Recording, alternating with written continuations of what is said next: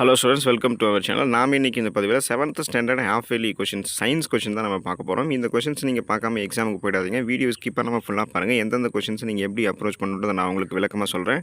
நீங்கள் இப்போ தான் நம்மளோட சேனலுக்கு புதுசாக வந்திருக்கீங்கன்னா ஸ்கூல் நியூஸ் தமிழ் சேனல் நம்ம சேனலை சப்ஸ்கிரைப் பண்ணி பக்கத்தில் இருக்கக்கூடிய பெல் ஐக்கானையும் கிளிக் பண்ணி ஆல் அப்படின்ற ஆப்ஷனையும் செட் பண்ணி வச்சுக்கோங்க. மறக்காமல் டிஸ்கிரிப்ஷனில் வாட்ஸ்அப் சேனல் லிங்க் ஒன்று இருக்குங்க, அதில் ஜாயின் பண்ணிக்கோங்க. உங்களுக்கு வேண்டிய updates, notes, answer key, question paper எல்லாமே அங்கே வந்து சேர்ந்துடும். வாங்க இப்போ வீடியோக்குள்ளே போயிடுவோம். ஸோ இப்போ 7th ஸ்டாண்டர்ட் சயின்ஸை பொறுத்த வரைக்கும் 1 மார்க்கில் நம்ம ஈஸியாக வந்து ஸ்கோர் பண்ண முடியும். பல பேர் வந்து நீங்கள் 2 மார்க் எழுதுவீங்க, அந்த படம் அறிந்து பாகமெல்லாம் குறிப்பீங்க. அதனால் 1 மார்க்கில் வந்து கண்டுக்க மாட்டீங்க. அப்படி இருக்கக்கூடாது. 1 மார்க்குமே வந்து படிச்சிக்கணும். இப்போ இந்த ஸ்க்ரீனில் தெரியக்கூடிய 1 மார்க்லாம் உங்களுக்கு ஒவ்வொன்றா நான் ஷோ பண்ண பாருங்கள் பொறுமையாக. இதுக்கெல்லாம் ஆன்சர்ஸ் வந்து சயின்ஸ் புக்கில் தான் இருக்குது, நீங்கள் நோட் பண்ணிக்கோங்க. ஒரு கொஷினாக உங்களுக்கு வந்து ஷோ பண்ணுறேன். பொறுமையாக நீங்கள் வீடியோ வந்து வேகமாக போகுதுன்னு நினைக்காதீங்க. வீடியோ பாஸ் பண்ணி கூட நோட் பண்ணிக்கோங்க. இது எல்லாமே மேக்ஸிமம் கொஷின்ஸ் வந்து உங்களுக்கு எங்கே இருக்குன்னா ஸ்கூல் புக் பேக்கில் தாங்க இருக்குது. Science 7th standard school book பேக்கில் தான் இந்த கொஷின்ஸ்க்கெல்லாம் அவங்க இருக்குது. அப்போ நீங்கள் என்ன பண்ணணும்னா ஆஃப் இயர்லி எக்ஸாமினேஷன் கொடுத்துருக்கக்கூடிய எல்லா பாடத்துக்குமே அந்த புக் பேக் கொஷின்ஸ் வந்து படித்து வச்சுக்கோங்க. முடியாட்டி போச்சுன்னா இந்த ஸ்க்ரீனில் தெரியக்கூடிய இந்த கொஷின்ஸாவது நீங்கள் வந்து படிச்சிருக்கணும். ஏன்னா இது எல்லாமே ரொம்ப ரொம்ப இம்பார்ட்டன்ட். இதை படிக்காமல் போயிட்டீங்கன்னா உங்களுக்கு அப்புறம் நீங்கள் தான் வந்து மார்க் வந்து கம்மியாக ஸ்கோர் பண்ணிடுவீங்க. இதில் இருக்கக்கூடிய கொஷின்ஸ்லாம் பார்த்தீங்கன்னா ஈஸியாக அப்ரோச் பண்ணுற மாதிரி தான் இருக்கும். இப்போ 6th 7th 8th 9th 10th எல்லா கொஷின்ஸுமே உங்களுக்கு வந்து பார்த்தீங்கன்னா ஈஸியாக தான் இருக்கும். ஒரு லைன்லேயே அதுக்கான ஆன்சர்ஸ் வந்து உங்களுக்கு வந்து புரிஞ்சிடும். ஈஸியாக தான் அப்ரோச் பண்ணுற மாதிரி இருக்கும். கூற்று காரணம் கேட்குறது, அதிகமாக வந்து குழப்பற மாதிரி கேட்குறது, அதெல்லாமே உங்களுக்கு எதுவுமே கிடையாது. ஒரு சில கொஷின்ஸ் வந்து ஸ்கூல் புக் பேக்கில் வந்து மேக்ஸிமம் கொஷின்ஸ் கவர் ஆகிடும். ஒரு சில கொஷின்ஸ் வந்து பார்த்திங்கன்னா இந்த பாக்ஸ் கண்டென்ட்லேருந்து கூட கேட்டிருக்கலாம்.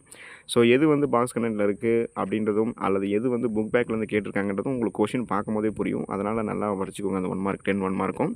அதுக்கடுத்து வந்தீங்கன்னா ஃபில் இன் த பிளாங்க்ஸில் வந்து நீங்கள் 10 1 மார்க் வந்து எழுதுகிற மாதிரி இருக்கும்.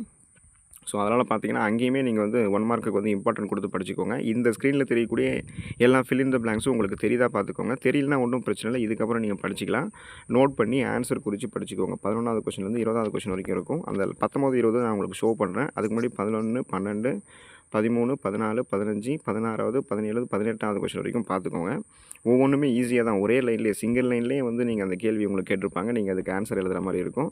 அப்போ பாருங்கள் 19 20வது கொஷின். ஸோ அதை முடிச்சிங்களா. அதுக்கடுத்து வந்து பார்த்தீங்கன்னா நீங்கள் 5 1 மார்க் வந்து ட்ரூ ஆர் ஃபால்ஸ் எழுதுகிற மாதிரி இருக்கும்.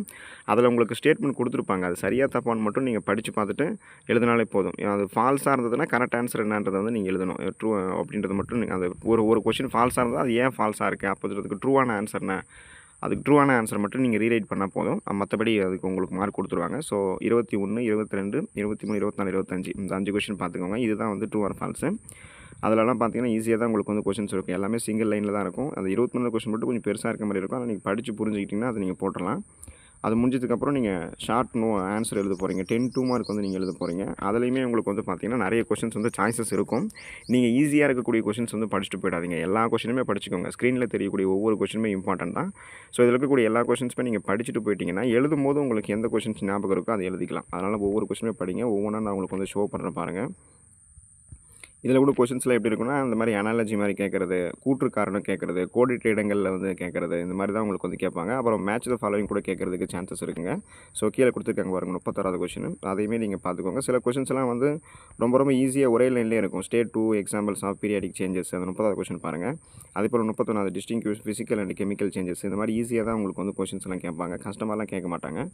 அதனால் வீடியோ வந்து ஃபாஸ்ட்டாக போகுதுன்னு நினைக்காதீங்க. பாஸ் பண்ணி நீங்கள் நோட் பண்ணிக்கோங்க. ஜஸ்ட் இந்த கொஷின்ஸ் வந்து உங்களுக்கு வந்து ஷோ பண்ணுறேன். நீங்கள் இது வரைக்கும் படிச்சிருக்கீங்களான்னு பார்த்துக்கோங்க. படிச்சிருந்தால் ரிவிஷன் பண்ணிக்கோங்க. படிக்கலைன்னா என்ன பண்ணுறீங்கன்னா திருப்பி படிச்சுக்கோங்க. நடத்திருக்காங்களா அல்லது நம்ம ஏதாவது விட்டுருக்கோமா அப்படின்னு நீங்கள் வந்து பார்த்துக்கோங்க. ஒவ்வொரு கொஷினும் 34 35 36 37 38 வரைக்கும் எல்லா கொஷின்ஸுமே படிச்சுக்கோங்க. எழுதும் போது நீங்கள் வந்து சாய்ஸ் விட்டு எழுதிக்கலாம். இதிலேயே கூட பார்த்தீங்கன்னா அந்த எது கரெக்டாக இருக்குது, true R falls, match the following, இதெல்லாமே ஈஸியாக போட்டலாம். இதிலேயே ஒரு 3 4 கொஷின் நீங்கள் போட்டுருவீங்க. ஸோ பயப்படாமல் எழுதுங்க. அதுக்கடுத்து 3 5 மார்க் வந்து நீங்கள் எழுதணும். உங்களுக்கு வந்து 4 5 மார்க் வந்து கொடுத்துருப்பாங்க. நீங்கள் வந்து 4 5 மார்க்குமே படிச்சுக்கோங்க. எழுதும்போது ஏதாவது 3 எழுதிக்கலாம். டைமை பொறுத்து அது மாதிரி நீங்கள் எழுதிக்கலாம். ஆனால் படிக்கும்போது ஒரு கொஷின் நம்ம விட்டுட்டு மட்டும் எப்பவுமே படிக்கக்கூடாது. எல்லா கொஷினுமே இம்பார்ட்டன்ட் தான். எல்லாமே படிச்சுக்கணும். 39வது 40வது 41வது 42வது எல்லா கொஷினுமே படிச்சுக்கோங்க. ஒவ்வொன்றுக்குமே வந்து ஆன்சர் வந்து நீங்கள் கரெக்டாக படிச்சிருக்கீங்களா, கரெக்டான ஆன்சர் தான் படிச்சிருக்குமான்னு செக் பண்ணிக்கோங்க. எக்ஸாம் வந்து பதட்டம் இல்லாமல் போய் எழுதுங்க. முக்கியமாக அந்த ட்ரா பண்ணக்கூடிய டயக்ராமு, அந்த பாகங்களை குறிக்கிறதால நீட்னஸாக வந்து வரீங்க. 1 மார்க் வந்து இம்பார்ட்டண்ட்டாக படிச்சுட்டு போங்க. All the best for your examination. Thank you students.